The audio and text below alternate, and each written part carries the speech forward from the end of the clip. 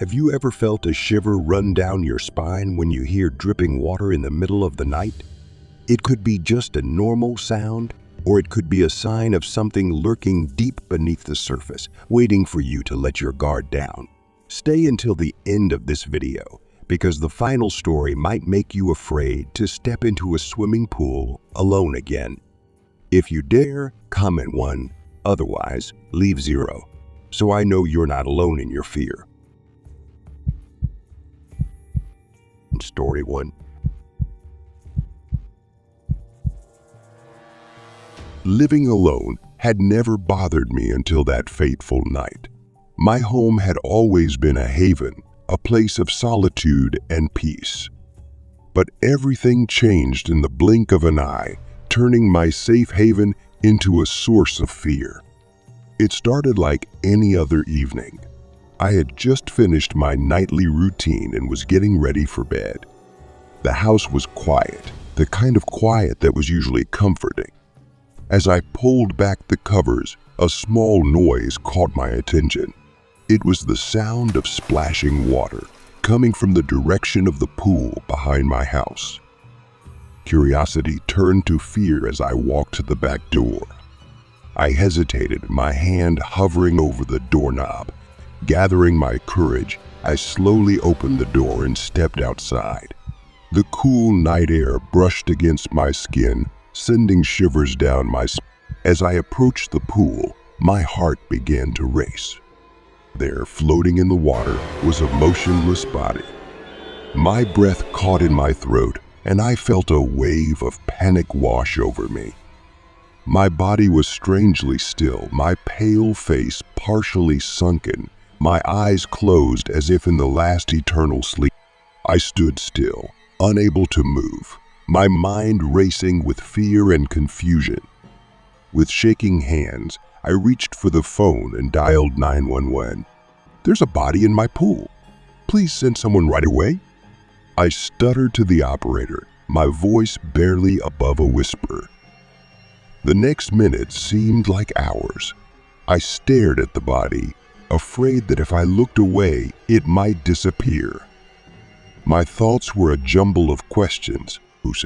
Who is this person? How did they get in my pool? And why did this happen? Finally, I heard sirens in the distance. I was relieved when the police arrived, their flashlights piercing the darkness. I pointed at the pool, my voice shaking.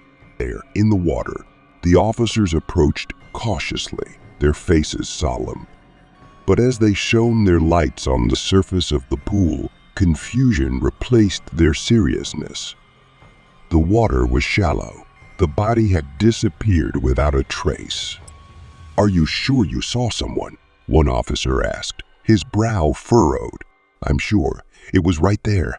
I saw it with my own eyes," I insisted, my voice shaking. The police had searched the area thoroughly, but they found no evidence. No signs of a struggle, no clues as to who the person might be. It was as if the body had never existed. They took my statement, their skepticism evident, but there was nothing more they could do. I was left with a sense of unease that permeated every corner of my home. Unanswered questions haunted me every night. Who were those people in my pool, and how did they disappear so quickly?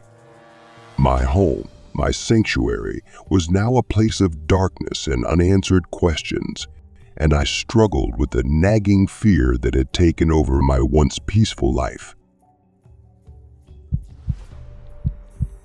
Story 2.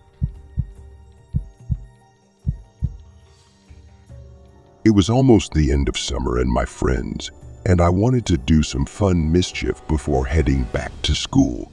So we came up with the brilliant idea of sneaking into a nearby community pool. My friends Jake, Sarah, Mark, and I decided that tonight would be the night we would finally sneak into the local community pool. It was a plan we had been whispering about all year, our excitement growing with each passing day. The thrill of doing something forbidden excited us in a way no school dance or house party could. We tiptoed through the darkness, giggling nervously as we slid through the fence. The pool lay before us, a shimmering oasis in the moonlight. Shoes and clothes were thrown into a heap, and one by one, we plunged into the cool, inviting water. Our laughter echoed through the night, a symphony of youth and rebellion. "This is amazing," Jake exclaimed, splashing Sarah with water. "I can't believe we actually did it," Sarah said, her voice filled with excitement. "Best idea ever." But as the minutes ticked by, an unsettling silence settled over us. I first felt a cold, slimy sensation around my ankles. I kicked, thinking it was my imagination, but then Jake screamed. "What is this?" Jake screamed, his voice filled with panic. "What's going on?" Sarah asked, her eyes wide with concern. "Something grabbed me," Jake replied, looking around frantically. Before we could react, Sarah screamed, her face contorted in fear. "It got me too. Something pulled me down." Mark's face twisted in fear as he shouted, "Get out! We have to get out!" Panic erupted. Our carefree night had turned into a nightmare. My heart was racing as I struggled to stay afloat, my breath coming in desperate gasps. "Help me! I can't get out!" Sarah cried, struggling to reach the edge of the pool. "Hold on, Sarah," Jake screamed, trying to swim toward her. "We're getting out of here." The water, which had seemed so inviting, now felt like an inescapable trap. We clung to the edge of the pool, our fingers sliding across the wet tiles. My lungs burned, my limbs heavy with exhaustion. "Jake, take my hand," Mark called out, holding out his arm. Jake struggled violently, trying to grab Mark's hand. "Don't let go." With a desperate push, we pulled ourselves out of the pool, falling to the concrete floor, gasping for air. Our hearts pounded in our chests, and we lay there, too stunned to move, our minds racing with what had just happened. "What was that?" Sarah gasped, her eyes wide with fear. "I don't know," I answered, my voice shaking. But we didn't stay to find out. The water rippled gently, mocking our fears with its serene surface. As we packed up and hurried away, one question haunted us. What had tried to pull us under? We whispered about it, the memory a shadow cast over our summer. We never returned to that pool, and the story of that night became a chilling legend among our friends. Story 3. It was a picturesque sunny afternoon, the kind we cherish as a family. My younger brother Ethan and I were playing by the pool, our laughter filling the air. Ethan, always full of energy, was splashing happily while I played with a toy boat near the edge of the pool. Without warning, the day turned gloomy. As I looked up from my toy, I noticed something that made my blood run cold.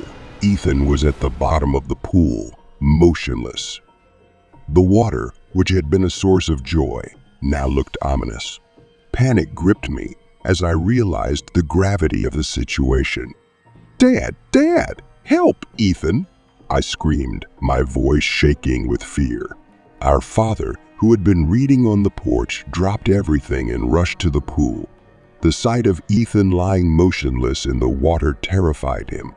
Without hesitation, he dove in, the cold water a shock to his system. He reached Ethan in seconds that felt like hours and pulled the boy's lifeless body to the surface. "Ethan, wake up! Please wake up!"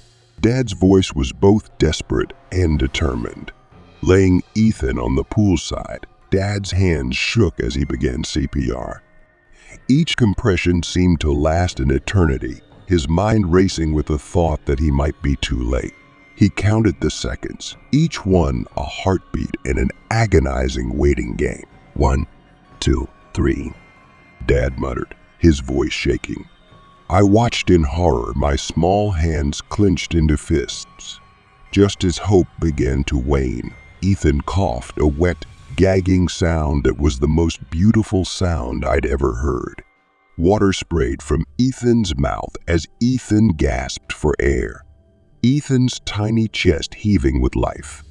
He's breathing. Oh, thank God. Dad cried out, his voice cracking with relief. Ethan's eyes widened, and he looked around, both shocked and terrified. Dad, what happened? Dad pulled Ethan into a tight hug, tears streaming down his face. I'm okay, Ethan. I'm okay. We'll be there for you. Despite our relief, the image of Ethan at the bottom of the pool remained seared in my mind, a cold reminder of how close we had come to tragedy. That sunny afternoon, once filled with carefree laughter, was now a harsh lesson in the fragility. Every time I looked down into the pool, I could still see Ethan's motionless figure and feel the suffocating fear of those eternal moments. It serves as a haunting reminder that even in moments of joy, danger can lurk just beneath the surface, forever altering the fabric of our lives.